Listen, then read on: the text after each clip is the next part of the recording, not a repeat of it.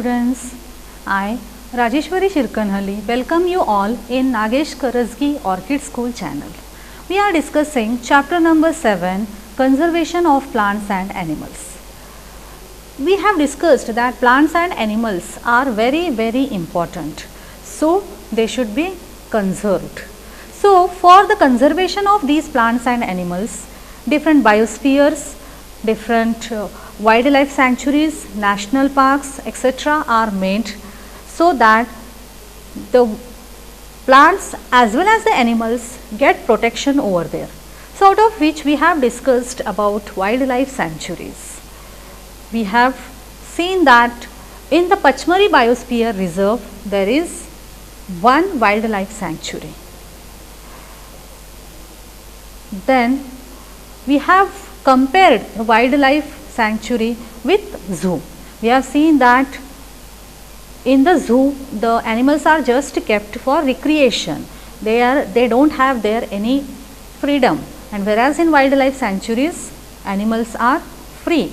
They are living in their natural existence, in natural environment. Now let us discuss about national park. What's a national park? A national park is an area where wildlife is reserved. So a national park is an area reserved for wildlife, where they can freely use their habitats and natural resources. Whatever the resources are available over there, they are used by wildlife and they are very free. It is a relatively large protected area and is maintained by the government to preserve flora and fauna, landscape, historical objects of the area and the places of scientific interest. So in a national park, not only the flora and fauna are protected, along with that the landscapes, then the different historical objects of that area, and similarly some places where scientific plants are found, the places of scientific interest are also protected. These areas are diverse enough to protect whole sets of ecosystems. So the whole set of ecosystem, right from the small insects to the top predators, everyone gets protection here in the national parks. These areas also provide human recreation and enjoyment. So people go and visit national parks, but they have to follow certain rules and regulations. There are certain laws which should be followed by everyone, those who go there and visit. People are allowed to enter these areas, but exploitation of natural resources is strictly prohibited.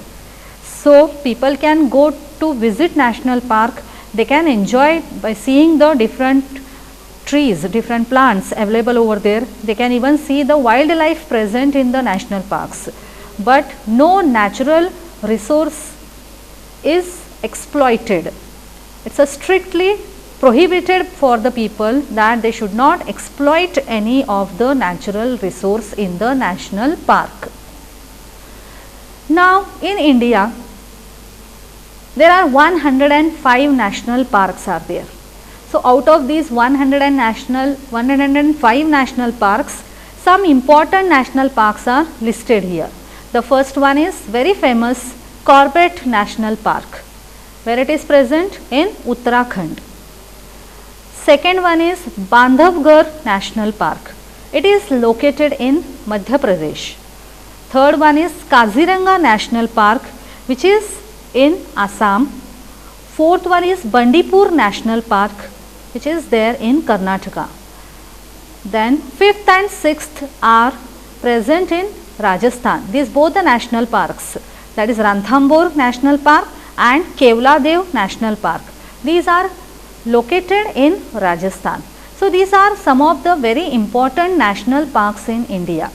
But overall there are more than 105 national parks are there in our country. Now we will discuss about Satpura National Park. We have discussed in the beginning of the chapter that Satpura National Park is located in Pachmari Biosphere Reserve, which is in Madhya Pradesh. So this is the map. Here this blue color portion, this shows Madhya Pradesh. Here you can see this is Satpura, okay, and this is Pachmari Biosphere Reserve. So here we will find Satpura National Park, one of very important national park in our country. So in Satpura we find a large variety of animals. Satpura is home to the Royal Bengal tiger and the leopard, along with several other mammals and bird species, are found in the Satpura National Park. So it is one of the important national park of India. Let us see the wildlife in Satpura National Park. Satpura National Park in Pachmari Reserve has tiger, gaur, gaur means Indian bison, then leopard, then Indian giant squirrel, sambar, sloth bear, chital, barking deer, wild boar, rhesus monkey, langur, nilgai, hyena, wild dog, porcupine, marsh crocodile and four-horned antelope. These are some of the wildlife. These are found in Satpura National Park. So Satpura National Park in Madhya Pradesh is the first reserve forest of India. The finest Indian teak is found here. All of you know about teak tree. It's one of the very important tree. So this Indian teak is found in Satpura National Park. Where is Satpura National Park located? In Madhya Pradesh. It is the first reserve forest of India. The evidences of prehistoric human life in these jungles called rock shelters are also found inside the Satpura National Park. Means if you go and visit Satpura National Park, along with the wildlife, you can find there some of the evidences of prehistoric human life. Means the ancient human, how they were living, what type of the shelters they were having over there. Still you can find the evidences of that. This all gives an idea of the life of primitive people. So there we find the rock shelters where the primitive man used to live. So it gives an idea about the life of primitive people. So different rock paintings are found in Satpura National Park. Figures of animals and men fighting, hunting, dancing and playing musical instruments are depicted in these paintings. Means all this gives the lifestyle of those primitive people, what they were doing, what type of animals were there, what type of hunting, dancing they were doing and what type of musical instruments were available at that time. All these are depicted in the rock paintings. Many tribals still live in this area.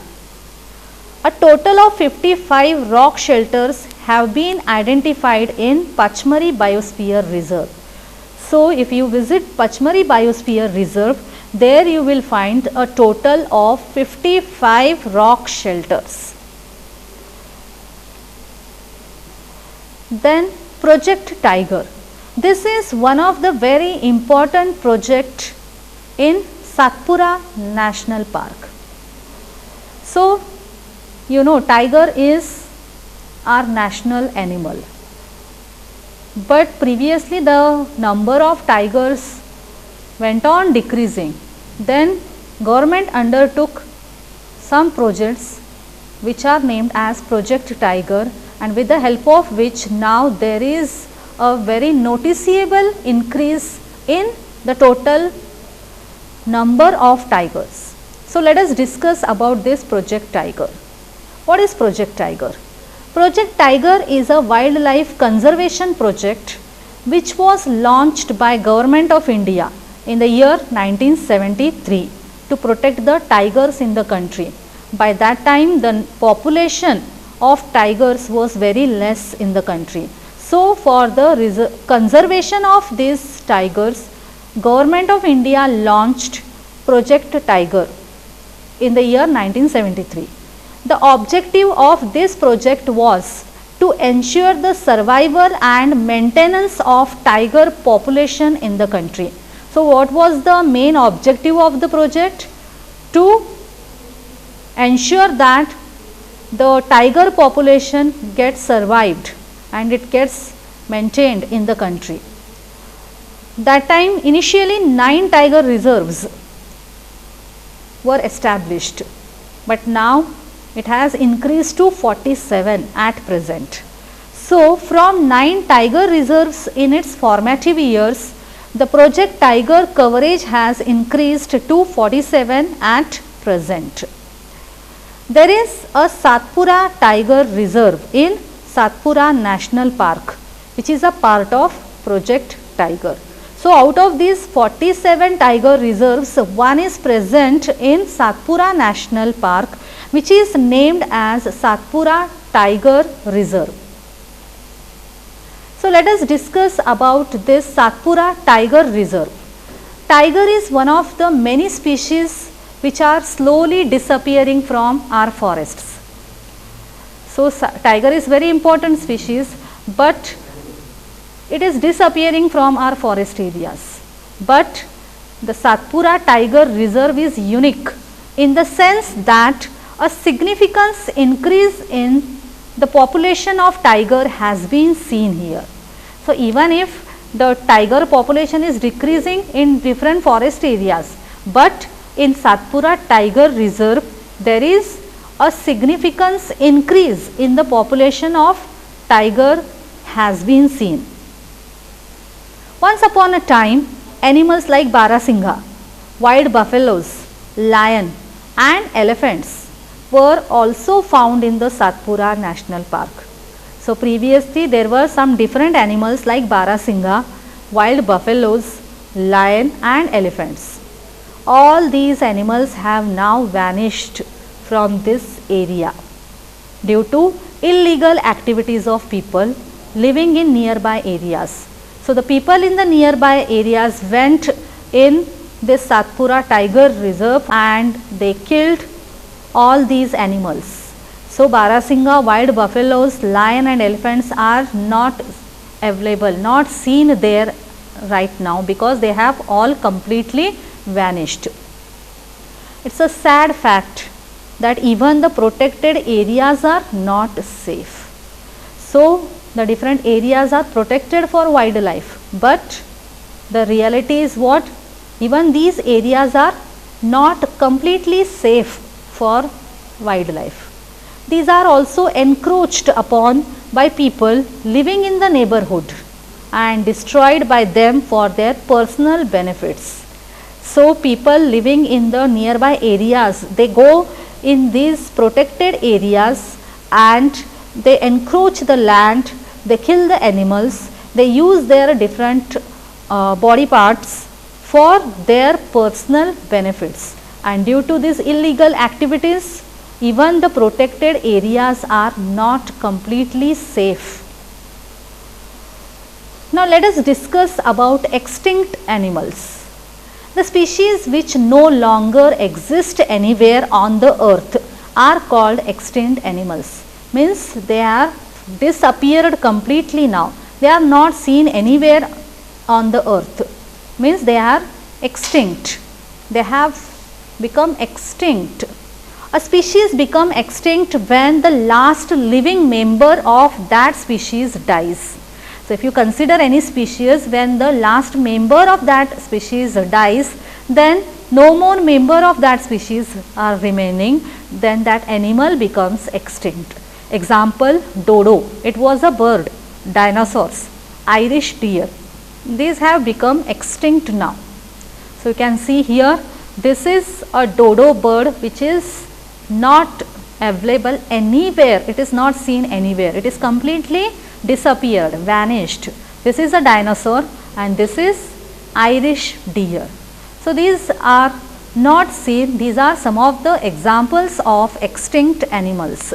Means no member of dinosaur, no member of Irish deer and no member of dodo bird is seen anywhere on the earth. So, they are extinct animals. Now, let us discuss about endangered animals. endangered means they have not become extinct, but they are on the verge of extinction. Means if precautionary measures are not taken, if they are not protected, then in near future they may become extinct. They are called as endangered animals.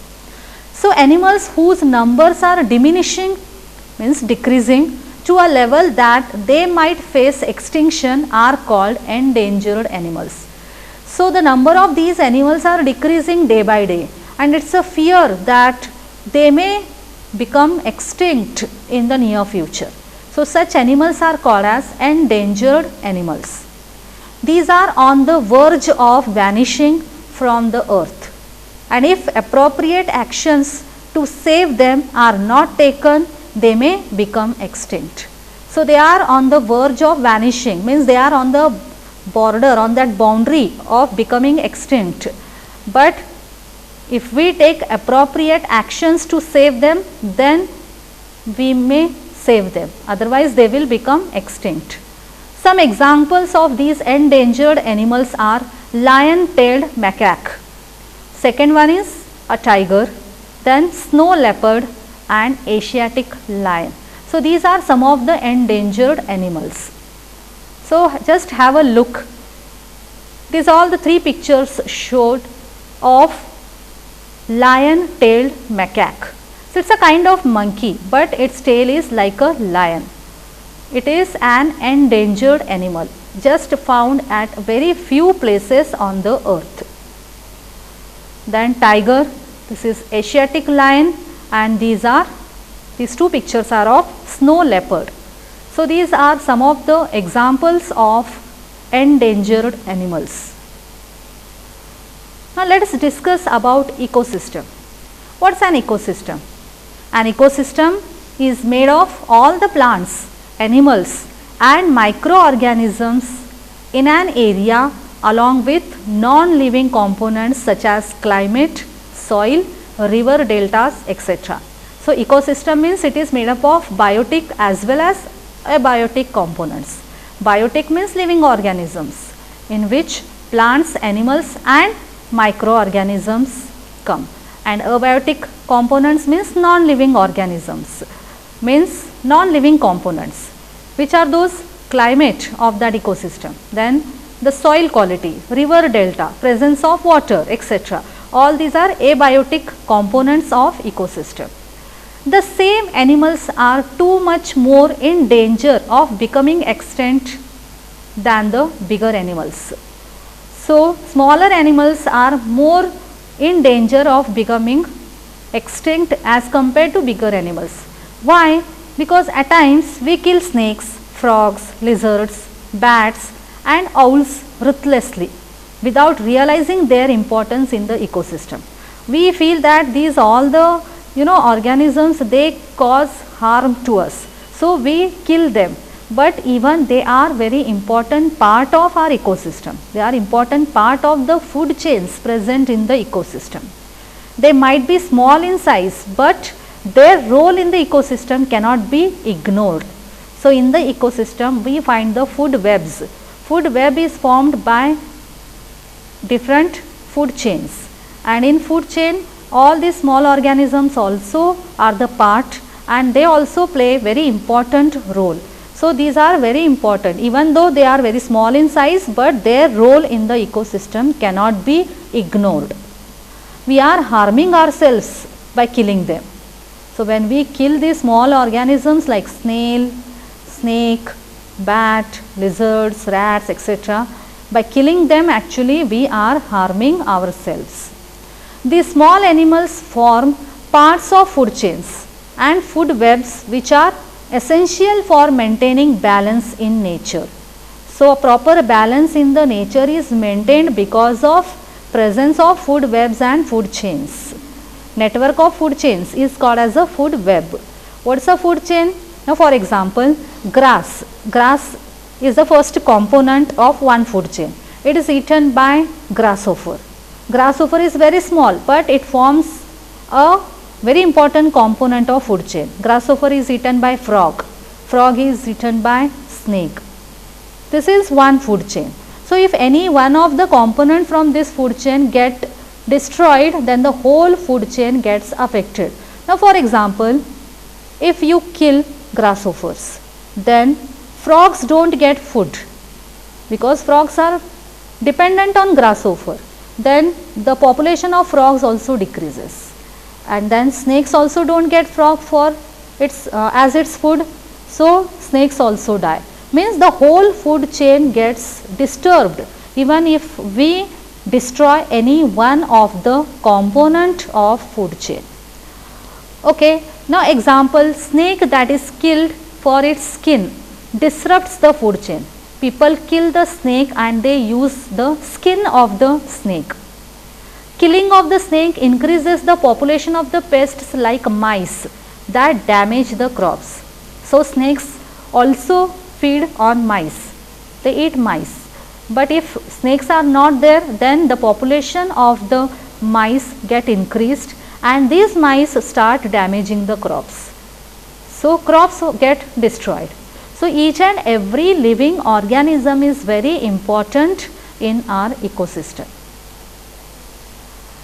Now let us discuss about red data book. What is red data book? A red data book contains the list of species whose continued existence is threatened, that is endangered animals and plants.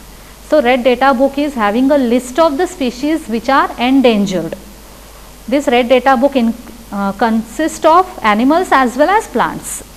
So the endangered animals and plants are included in red data book and their existence is continuously threatened. Species are classified into different categories of perceived risk such as critically endangered, endangered and vulnerable. So based on the threat which these species are receiving, they are labeled under three categories: critically endangered means too much endangered, then second one is endangered and third one is vulnerable. It usually deals with a specific group of animals or plants. Red data books are now being published in many different countries and provide useful information on the threat status of the species. So if you see the red data book, you can search the red data books from internet, you will find there the useful information about the threat status of different species. Different species means different plants as well as animals. Some of the endangered species in the red data book of India are black buck, great Indian rhinoceros, Himalayan musk deer.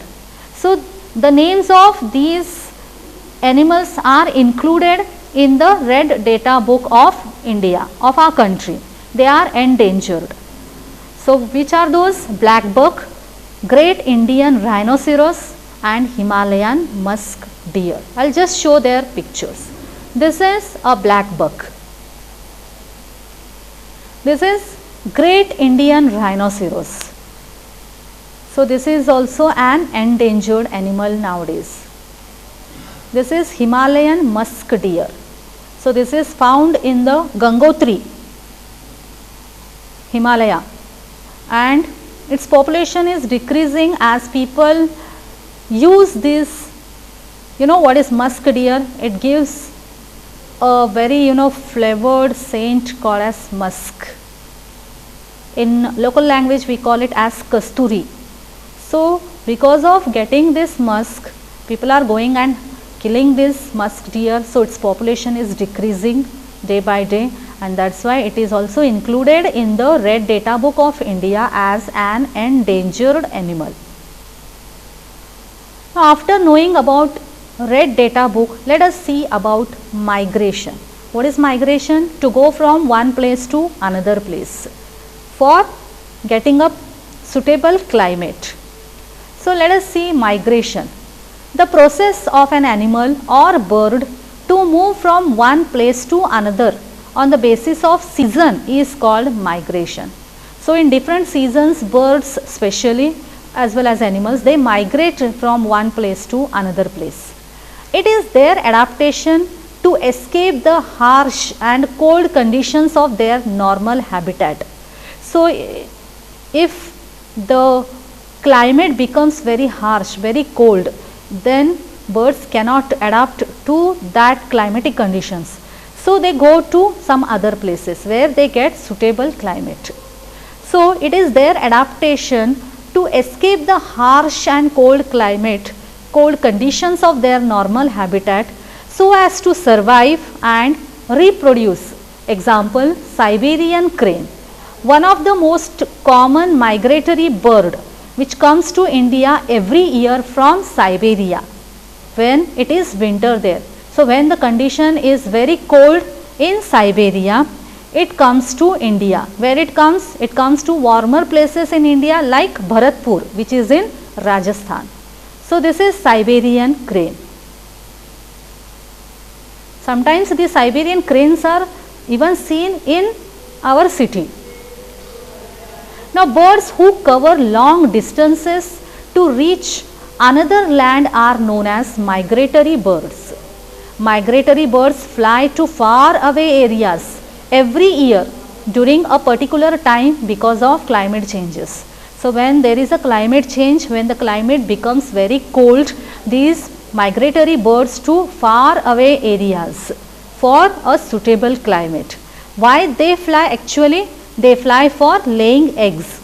As the weather in their natural habitat becomes very cold and it is inhospitable for them, they cannot lay eggs in that cold climate. So, they come to the warmer areas. The bird named Arctic tern makes the longest migration. It travels from the North Pole to the South Pole each year. So, Arctic tern travel from the North Pole to the South Pole, means it covers a very long area, very long distance it covers for getting suitable climate. So, that is Arctic tern. So, these are some pictures of Arctic tern. So, what we have discussed today is about national park. We have discussed about Satpura National Park, the different wildlife present in the Satpura National Park. We have also seen that Satpura National Park is a home to different type of plants and animals. The finest Indian teak is seen in the Satpura National Park. Along with the plants and animals, we have also seen that the rock shelters, around 55 rock shelters are found in Satpura National Park, which gives an idea about the lifestyle of the primitive man. After seeing the national park, we have discussed about extinct animals and endangered animals.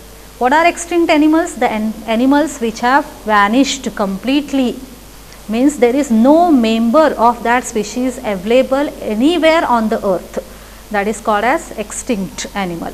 And endangered animals means they are on the verge of extinction. Anytime they may get extinct, they may become extinct, that is called as endangered animals.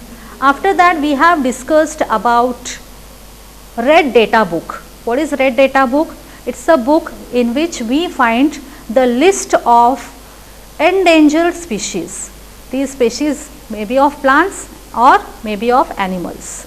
So, we have also seen that in the Red Data Book of India, we find some species like Indian rhinoceros, then musk deer, Himalayan musk deer, then snow leopard, etc. They are included in Red Data Book. After that, we have discussed about ecosystem. What is an ecosystem? It is a large part of area which consists of biotic and abiotic components.